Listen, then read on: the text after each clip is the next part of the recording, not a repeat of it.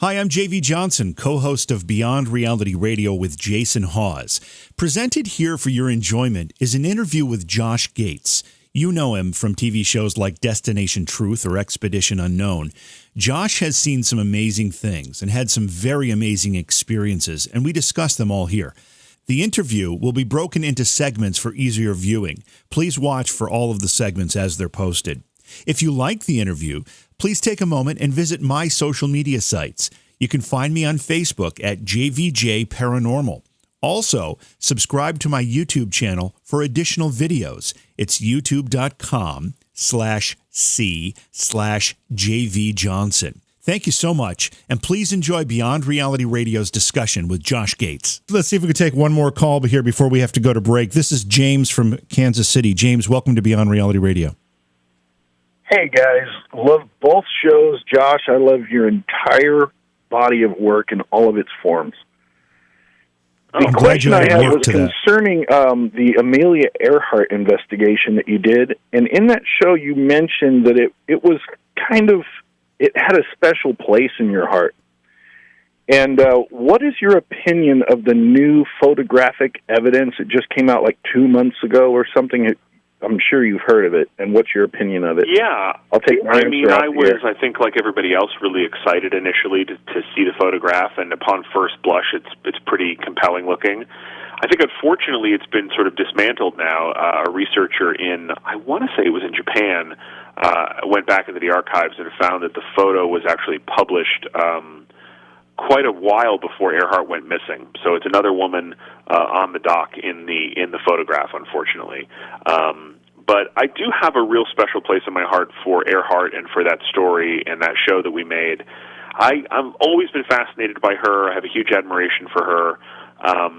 If I could, I would just make endless shows about Amelia Earhart and waste everybody's money going and trying to find her plane because I'm just totally fixated on that story. But yeah, I think unfortunately the photo is another in a long series of kind of false hopes that people have had. There's a lot of folks who continue to passionately look for answers to what happened to her, and I certainly hope to be able to investigate that story more in the future. I really have a real interest in her. Josh, do you have a theory as to what happened to her? Yeah, I mean, I kind of take the Occam's razor. She probably ran out of fuel and crashed in the ocean theory. I mean, it's not the sexiest theory as to what happened to her, but I think that in a lot of ways it makes sense. I think that a piece of her radio ripped off of the plane when she took off from Papua New Guinea. So there may have been, there obviously were some communication issues. They could hear her calling as she tried to find Howland Island, and she was not able to hear them. So there was a problem with the radio on board, which is already in that era, trying to find the only airstrip on a tiny, tiny island in the middle of nowhere. With a damaged radio is tough. The odds are against you. And it's clear from the radio transmissions that she's trying to find this island. And, look, this was, in her round-the-world journey, this was the toughest leg. This was the leg where she had to go from the edge of Asia to land on literally a minuscule island with a makeshift runway to get fuel. And so I think that her and her navigator were sweating that leg of the trip.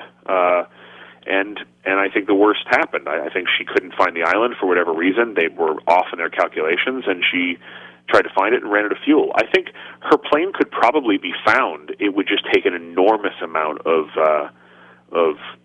resources and energy.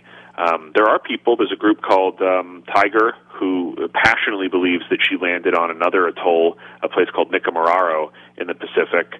They've found all sorts of really intriguing little bits of evidence on the island, and they are convinced that she crashed there and died as a castaway.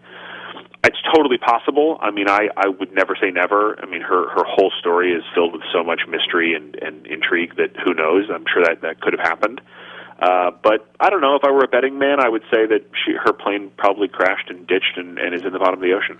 Thanks for watching the interview with Josh Gates on Beyond Reality Radio. I'm JV Johnson. Be sure to stop by my Facebook page at JVJ Paranormal. Also, subscribe to my YouTube channel for more videos. It's youtube.com/C/JV Johnson. Thanks so much. We'll catch you next time.